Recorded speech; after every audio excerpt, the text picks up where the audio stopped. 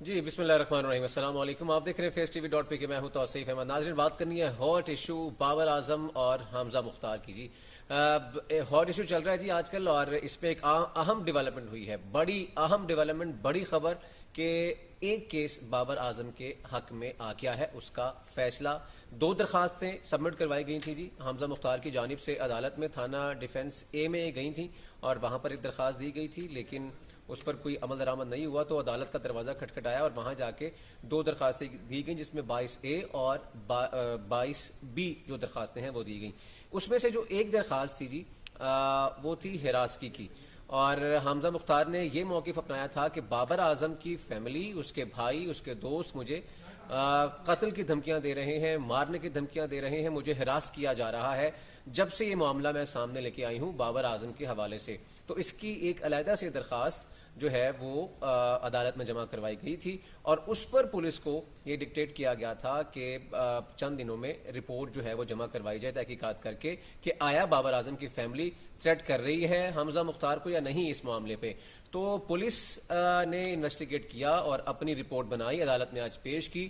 اس report پر بھی آج ہم بات کریں گے، لیکن پہلے میں یہ بتا دوں کہ جو درخواست لے کر کہتے ہیں 22A 22B کی جو درخواست، اگر پولیس اس پر عمل درآمد نہیں کرتی، کوئی FIR نہیں ہوتی، تو اس پر پھر جو لوگ ہیں عدالت میں چلے جاتے ہیں تو اس کو 22A اور 22B کا نام دیا جاتا ہے، تو وہاں پر پھر یہ معاملات آگے چلتے ہیں. تو حمزہ مختار پھر عدالت گئی تھی، وہاں پر اب یہ معاملہ چل رہا ہے جی.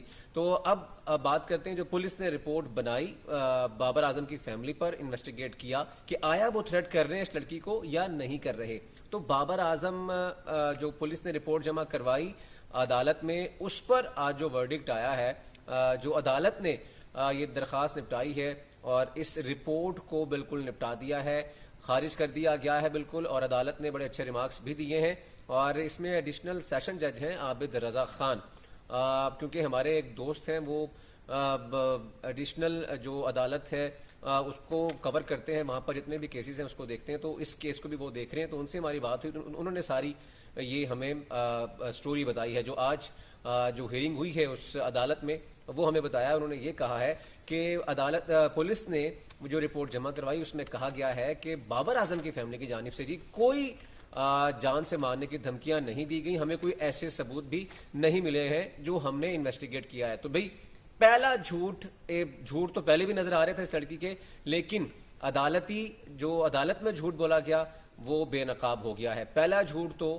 سامنے آ گیا، اور اس میں جو درخواست ہراسگی کی دی گئی تھی اس لڑکی کی جانب سے، اس درخواست کو نپٹا دیا گیا. اور اس کا مطلب ہے یہ جیت بابر اعظم اور اس کے وکیل کی ہوئی ہے، اور کہا گیا ہے کہ اس درخواست میں کوئی ایسی چیز سامنے نہیں آئی کہ جس میں یہ لگے کہ بابر اعظم کی فیملی، بھائی، دوست، یاروں کی جانب سے کوئی قتل کی دھمکیاں دی جا رہی ہوں، جان سے مار دینے کی دھمکیاں دی جا رہی ہوں، ہراس کا کوئی معاملہ ہو، ایسی کوئی چیز سامنے نہیں آئی. اور پولیس نے بھی کہا کہ اس درخواست کو خارج کر دیا جائے، ہمیں کوئی ثبوت نہیں ملا، تو عدالت نے اس درخواست کو نپٹا دیا. تو اس کا مطلب ہے کہ بابر اعظم کے وکیل، بابر اعظم کی فیملی کا موقف مان لیا گیا، اور جو پہلی جیت ہے وہ بابر اعظم کو مل گئی ہے. تو اس سے آپ اندازہ لگا سکتے ہیں کہ لڑکی کس قدر جھوٹ بول رہی ہے اور کس حد تک آگے چلی گئی ہے. اگر یہ جھوٹ ہے تو اس کا مطلب ہے کہ پورا کا پورا کیس ہی جھوٹ پر مبنی ہے. اب ایک درخواست تو نپٹا دی عدالت نے، اب صرف دوسری درخواست کا معاملہ ہے جس میں انہوں نے بہت سے سنگین الزامات لگائے تھے بابر اعظم پر، بابر اعظم کے دوستوں پر،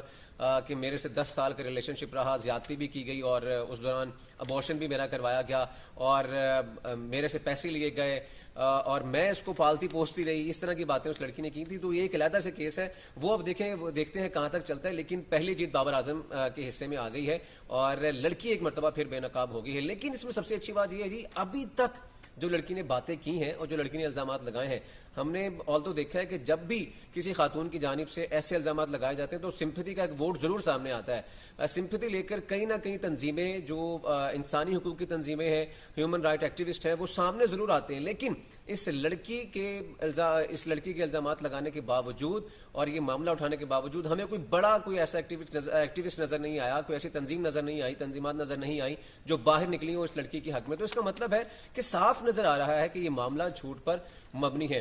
تو جی بابر اعظم اور اس کی فیملی کو مبارک ہو کہ پہلی جیت ان کے حصے میں آئی ہے. لیکن دوسری چیز اس میں یہ بھی ہے کہ جو الزامات لگائے اس لڑکی نے وہ حقیقت پر مبنی نظر نہیں آتے، اور نہ ایسا کوئی نظر آتا ہے کہ یار کہ بابر اعظم ایسا کچھ کر سکتے ہیں، کیونکہ اگر ریلیشن شپ بنتا بھی ہے تو دونوں کے انڈرسٹینڈنگ سے بنتا ہے.